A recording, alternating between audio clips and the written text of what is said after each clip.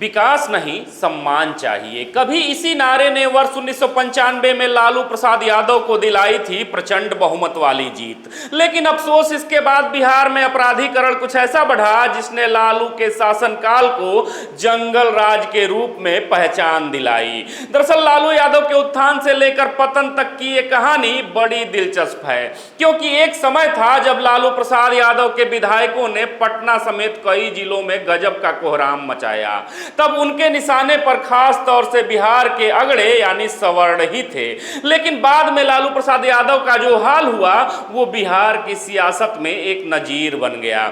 ऐसे में आइए जानते हैं लालू प्रसाद यादव के जंगल राज का एक छोटा सा अंश, जिस अंश में लालू प्रसाद हीरो बने और फिर जातिवाद में ऐसे उलझे कि एक बार फिर से जीरो बन गए। दरअसल वर्ष 1995 में लालू यादव ने एक चुनावी जनसभा के दौरान अपने समर्थकों से कहा था कि मैं आप लोगों को स्वर्ग में तो नहीं पहुंचा सकता, लेकिन आपको आवाज जरूर दूंगा। तब लालू प्रसाद के समर्थकों ने इस वायदे पर भरोसा किया और स्पष्ट जनादेश भी दिया।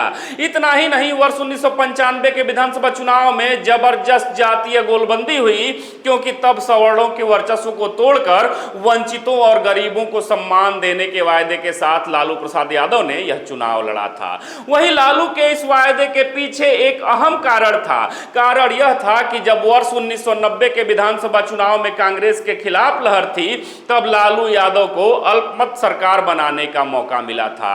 अतः इसी शासनकाल के दौरान ही लालू प्रसाद यादव ने जाति को जिताऊ फॉर्मूले के रूप में गढ़ना शुरू किया और इस तरह से लालू प्रसाद बिहार में गरीबों के मसीहा भी बन बैठे। क्योंकि जब 1995 का चुनाव आया तो लालू यादव को गरीबों की तकदीर के रूप में पेश किया गया।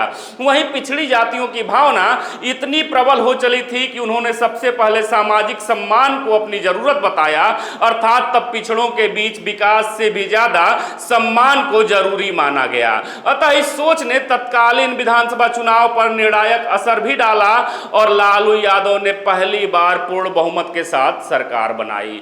लेकिन अब गौर करने वाली बात है, गौरतलब यह भी है कि पिछड़ों के मसीहा कहलाने के बाद भी लालू प्रसाद यादव को 1995 के बाद फिर कभी पूर्ण बहुमत नहीं मिला। यानी यूं कहें तो वर्ष 1995 का चुनाव लालू यादव की कास्ट पॉलिटिक्स का सर्वश्रेष्ठ परिणाम भी था, जिसका नतीजा यह हुआ कि बिहार की राजनीति में अगड़ी जातियां हाशिए पर चली गईं और नारा लगा कि लालू यादव फकीर हैं, गरीबों की तकदीर हैं, विकास नहीं सम्मान चाहिए। लेकिन अफसोस इसके बाद लालू यादव पर राजनीति में यादवीकरण करने का आरोप लगा और लालू के पतन की शुरुआत यहीं से हुई। दरअसल आपको बता दें कि वर्ष 1995 में लालू यादव के नेतृत्व में जनता दल को 324 में से 167 सीटें मिली, जो पिछली बार यानी 1990 के चुनाव से 45 अधिक थी। लेकिन दिलचस्प यह था कि तब जनता दल के 167 विधायकों में 63 विधायक यादव जाति के थे।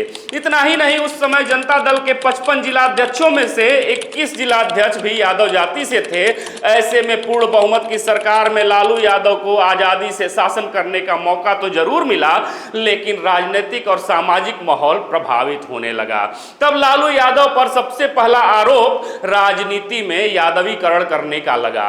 ऐसा इसलिए भी क्योंकि 1996-97 के आसपास पटना जिले के 49 थानों में से लगभग 25 थानों की कमान यादव पुलिस अधिकारियों के हाथ में थी, जिसके परिणाम स्वरूप शासन और राजनीति में यादवों के वर्चस्व का आरोप और ज्यादा तेज हो गया। साथ ही लालू यादव के नजदीकी लोग सत्ता की ताकत का गलत इस्तेमाल भी करने लगे। वहीं सत्ता का गलत इस्तेमाल करने वालों में लालू के निकट संबंधी सबसे आगे थे। इतना ही नहीं, जब लालू यादव की ताकत बढ़ी तो उनके आसपास उनके सजातीय और खुशामदी लोगों की भीड़ भी बढ़ने लगी। वहीं इन सब के बीच वर्ष 1996 में चारा घोटाला जैसे भ्रष्टाचार का जिन्न सामने आया। तब लालू प्रसाद यादव पर भ्रष्टाचार का आरोप लगा और इस आरोप ने लालू यादव की छवि को बहुत नुकसान पहुंचाया। नतीजतन 1 साल बाद ही लालू प्रसाद यादव को मुख्यमंत्री पद से इस्तीफा देना पड़ा। साथ ही धीरे धीरे लालू यादव का करिश्मा भी ढलने लगा और इसका प्रमाण वर्ष 2000 के चुनाव में मिला, जब पिछड़ावाद और मंडल राजनीति के पुरोधा होने के बावजूद भी लालू प्रसाद केवल 124 सीट ही पा सके। अतः इस प्रकार से लालू प्रसाद यादव गरीबों के मसीहा से बन गए एकाएक जंगल राज के पुरोधा। बहरहाल इस खबर पर अब आपकी क्या प्रतिक्रिया है, जवाब जरूर दीजिएगा। फिर से मिलेंगे एक नए वीडियो में, तब तक देखते रहें खबरों खिलाड़ी। जय हिंद, जय भारत।